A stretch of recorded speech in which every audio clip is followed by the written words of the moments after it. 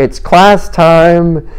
Today's lesson is on the experience that those diagnosed with MS have with brain lesions. And we're going to learn a little bit about it and from Mawri's experience and from her background. So before we get to specifics about brain lesions, what other areas of the body do lesions sometimes show up in whenever you're diagnosed with MS? It can be in the spinal cord and the optic nerve.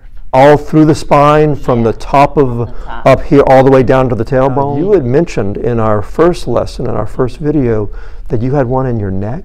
Yeah, I have one in my neck. I have them on the brain. Okay. Right now you are experiencing brain, neck, and others. When they do the MRI, because that's how they find them. Right. They have to do blood work. After the MRI, they do that? Okay. Yeah, then they do blood work and spinal tap. Okay. And that's normally what certifies that it's MS. Can you give us some idea of how do lesions, brain lesions in particular, affect the body? The lesions are caused from inflammation in the body. Okay.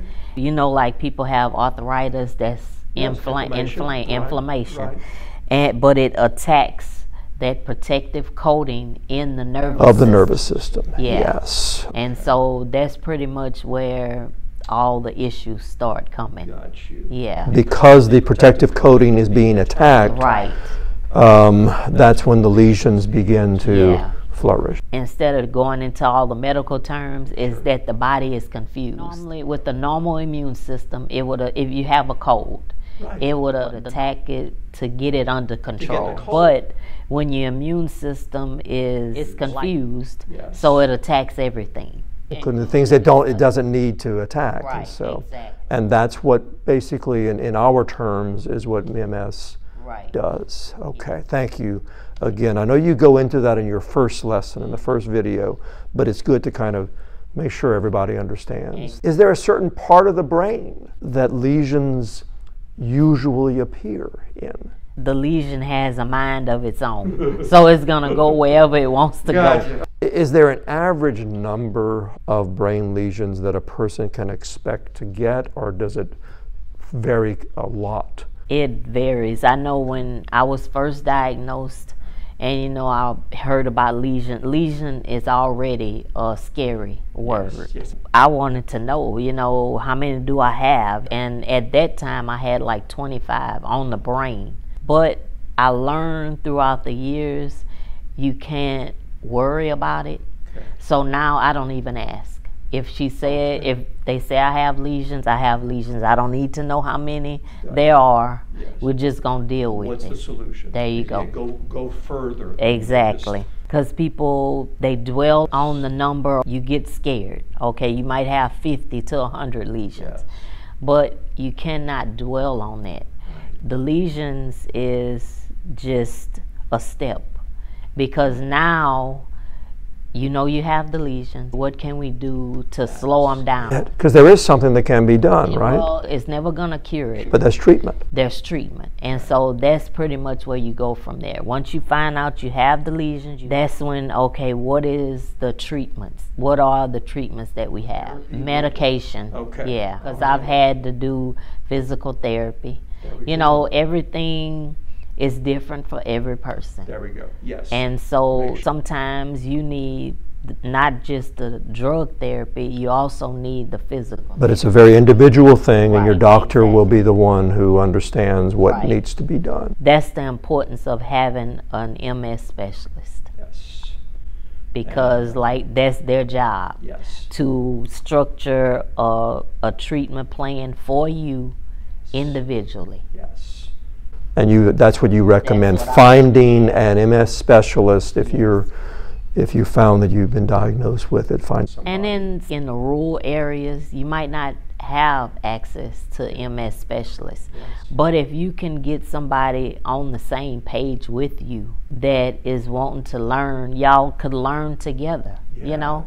Yes. So I feel like you can teach each other something. Absolutely. That's a good segue to MS Warriors that you are the director of, and you have a group of people here in Southwest Louisiana who y'all get together once a month, and that's what you're talking about, right? Get a group together and learn together about what's happening to each and every one of you. Everybody's different, so, but wonderful. So finding a partner, finding someone who can look for solutions and stuff. With me, a lot of people, they look at me and they say, well, what's wrong with you? Why can't you work? And so when I tell them I have MS, and they said, well, you don't look like anything. You can't tell by a look. Exactly, yes. But what are some of the symptoms? A lot of fatigue and the numbing and tingling in different parts of the body. Stuff. And then I was having the seizures. So that was initially for me. But it could be anything with anybody. And that's the crazy part about a MS, is the fact that you may be going through this and then you share your story with somebody else. Well, that didn't happen with me. I didn't have to deal with all of that. They may have no symptoms.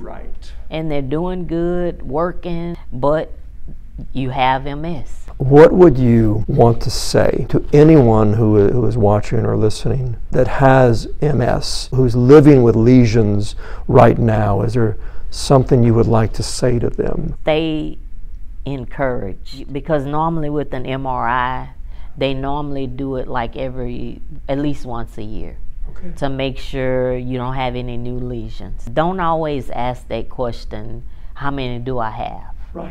Yeah, don't dwell on it. Just let's treat it. Yeah, that's it. So that's a sequence. If I have them, let's look. Look what can be done. That's it. But over time, lesions can become black spots. The tissue has suffered so much damage that it's deteriorated. It's just like a part of your body that dies. How they detect it is you have to do a contrast. It's an injection. It's a contrast injection. It's a contrast. They put something in there that illuminates or finds. Yes, okay. And so normally when they do an MRI, they do it with contrast and without. Because it'll show them if it's new lesions or if it's an old lesion. All right. Yeah. And they can tell what's growth and stuff like that. And so that's what to expect. When you're going into the MRI, they're gonna do a little. And you pointed down here. It's in my. It's in the arm. Okay. Arm, IV. Okay. And it normally takes like because I had 3 in one day. I was in 3 MRIs. 3 MRIs because it was of the brain, the spine, and the thoracic area. And so it was like 2 hours. One thing I wanted to ask, and then I forgot about it, was because I have migraines real bad. And I wanted to know, well, I have to write that down and talk to my doctor about it. Is it the lesions that cause you to have the migraines? Oh, great question. And but bringing it up right now, and the people who see this, when they talk to their specialist, you're giving them exactly that this is a question to ask about the black spots and the lesions that get to that point. So now what it was saying as well is when you have the black spots and you got the damage, it completely deteriorates. So I guess that part of the brain dies. It's no longer able to be used. And so I'm thinking now that I'm reading this, does that have something to do with the memory part of it?